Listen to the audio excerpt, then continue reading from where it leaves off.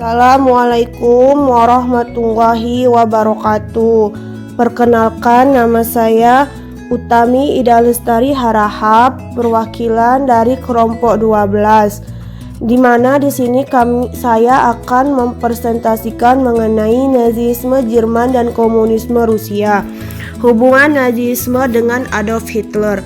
Hitler diangkat menjadi kanselir Jerman pada tahun 1933.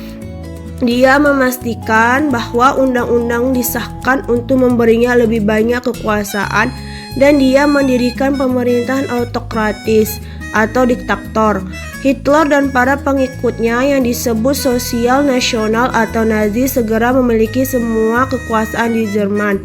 Perbedaan antara fasisme dengan Nazisme Jerman. Yang pertama, asal-usul. Fasisme mulai populer di awal abad ke-20 di bawah Benito Mussolini. Benito adalah pemimpin Italia pada saat itu sampai ideologi muncul sekitar 1919. Nama Nazisme berasal dari partai Nazi Adolf Hitler. Gagasan mulai muncul pada 1920-an dan berakar pada antisemitisme dan rasisme biologis. Yang kedua, ideologi. Ideologi fasisme Italia adalah nasionalis otoriter politik. Dalam ideologi fasis, massa tak boleh mempunyai identitas yang beragam dan wajib seragam. Nazisme memuji kemurnian darah dan ras bangsa Arya karena membuktikan supremasi kulit putih. Budaya. Fasisme telah memungkinkan banyak budaya Italia untuk tetap di bawahnya. Pemerintahan Benito tidak pernah menggunakan doktrin resmi untuk membersihkan seni, sastra, dan universitas kecuali ketika ingin mengendalikan para pesaingnya. Dengan demikian, penulis dan seniman paling megah Italia tetap berada di negara itu. Nazisme pada gilirannya memaksa seniman dan penulis Jerman dianiaya atau diam. Suatu ketika pemerintah mengadakan upacara untuk membakar perpustakaan besar yang menganggap perpustakaan budaya tidak berguna. Patung, lukisan, dan karya seni Eropa lainnya telah disita, dijual, dihancurkan, dibawa ke pameran seni yang dekaden atau disembunyikan dalam koleksi pribadi Nazi. Basis dukungan. Fasisme memiliki ideologi yang kurang ekspansif, yang berarti bahwa mereka tidak selebar Nazisme Adolf. Nazisme memiliki pengaruh yang lebih ideologis, yaitu ia berakar dalam, lebih luas, dan lebih kuat. Lahirnya sosialisme di Eropa. Sosialisme seperti telah dikemukakan mula muncul sebagai reaksi terhadap kondisi buruk yang dialami rakyat di bawah sistem kapitalisme liberal yang tamak dan murtad. Sejumlah kaum cendekiawan muncul untuk membela hak-hak kaum buruh dan menyuruhkan persamaan hak bagi semua lapisan, golongan, dan kelas masyarakat dalam menikmati kesejahteraan, kekayaan, dan kemakmuran.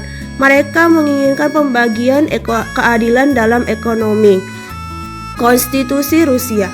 Rusia merupakan sebuah negara besar yang mengalami perubahan sistem ketatanegaraan yang unik. Sebelum tahun 1917, ia merupakan sebuah kekaisaran yang dipimpin oleh seorang tsar. Namun akhirnya berubah dalam revolusi dipimpin Lenin menjadi sebuah konfederasi Uni Soviet Sosialis Rusia yang berhaluan komunisme. Namun akhirnya konfederasi Uni Soviet mengalami kemunduran dan keruntuhan, khususnya pada pergulingan kekuasaan Mikhail Gorbachev oleh Gennady Yanayev.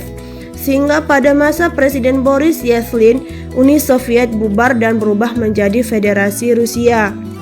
Pada tahun 1993, dibentuklah konstitusi baru sebagai perubahan bentuk negara Rusia menjadi negara federasi, tepatnya tanggal 12 Desember 1993. Hasil suara perubahan dinyatakan bulat dan disahkan dalam keputusan Presiden Rusia tertanggal 15 Oktober 1993 nomor 1633. Suara perubahan itu merupakan suara dari pemegang suara populer dalam rancangan konstitusi Federasi Rusia atau dikenal dengan istilah the popular vote dan bukan melalui referendum. Hal ini dilakukan guna menghindari kekacauan stabilitas negara. Mukaddimah Konstitusi Federasi Rusia tanggal 12 Desember 1993. Mukaddimah konstitusi ini ingin menegaskan bahwa konstitusi baru ini merupakan kesepakatan rakyat Rusia yang terdiri dari multi etnis bangsa tetapi dipersatukan oleh nasib yang sama di tanah Rusia.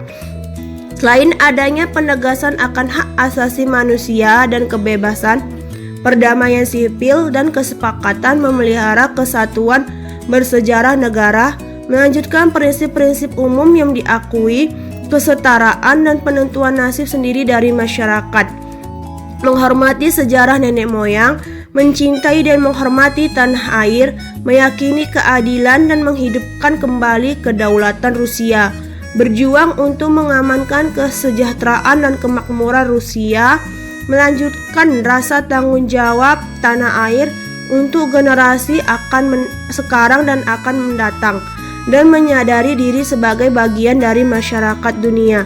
Sekian presentasi dari saya. Wassalamualaikum warahmatullahi wabarakatuh.